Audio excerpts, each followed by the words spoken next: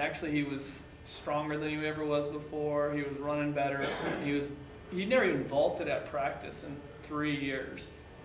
Honestly, he would just show up for the meets and jump.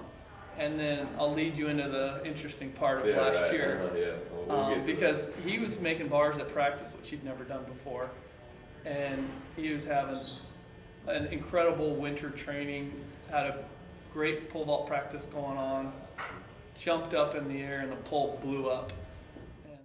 I was running so much faster that I actually had to move my step back, I think it was like 10 feet, and on one of my jumps I just jumped up. I didn't do anything technically wrong, I was just running and jumping so well, it just was more than the pole could handle, and it just snapped in half. And the amount of force, it actually was ricocheted off the ground, hit me, and then ricocheted off of me. So it had enough force, hit the ground, hit me, and it almost hit Jack. And it usually takes a second to figure out how bad the injury is, and then I was like, I am in a ton of pain, like not matched by anything I've had before. And everyone kept asking me if I was all right, and I didn't really know. I was in a lot of pain, but like there wasn't really any external bleeding or anything that really felt wrong. I mean, it felt like my ribs were really sore. And I told her it was actually, I was like, the pain's more than just like bruising. And someone else actually in the training room,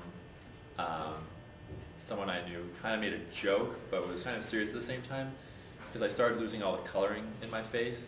They're like, wow, if I didn't know any better, I'd say you're bleeding out. Went to the health center, and I was just about to get an x-ray, and then I almost blacked out. Like I started getting black spots in my vision, and then that's when when everyone started to realize there's probably something more going on. We do know that if it continues, that essentially I'll bleed out internally. So my body pretty much started eating itself, and I pretty much looked like one of those like Ethiopian, like you see the commercials, like my eyes had sunk in, my cheekbones became like pronounced, and I looked like death.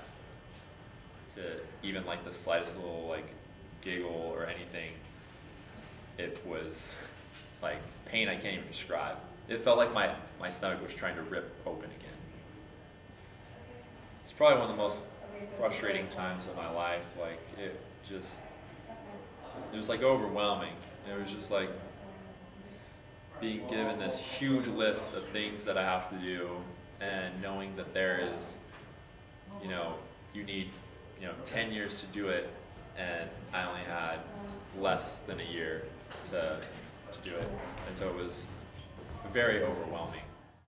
We would try to go throw shot one day, and I would use muscles in my abdomen that I hadn't used since the surgery, and I would just be a wreck the next day because it was like using them for the first time ever.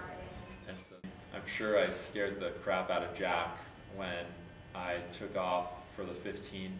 And I got boxed in a little bit at the beginning, but I just fought through everyone and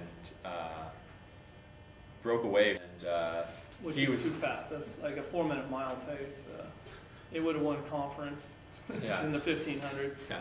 I kept knowing that he'd actually finish. Thought he was going to pass out.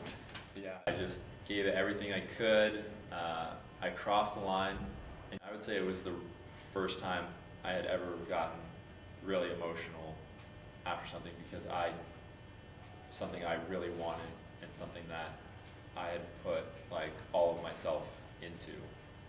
The 1500 was totally inspired. He was inspired. I was inspired after it was over by what he did. I was worried during it. But you see this every now and then with someone where they just got this look in their eyes, they're possessed.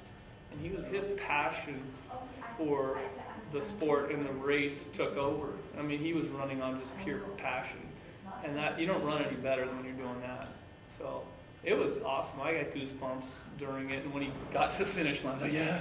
And James is all about perseverance. I mean, honestly, that was the big thing of making it through the injury. I'm not surprised at all. He loves challenge. He probably likes having that extra challenge. You know, he took the hardest major at Cal Poly, the hardest sport at Cal Poly or any college, and wanted to do it all. I mean, that's kind of his personality. I'd love to see what he could do if all his energy was put into one thing. I wouldn't want to take anybody else to a meet because he's the most competitive guy ever. I mean, ever. I want to go to some of the stories that have happened. He is so competitive, and that's what you want to bring.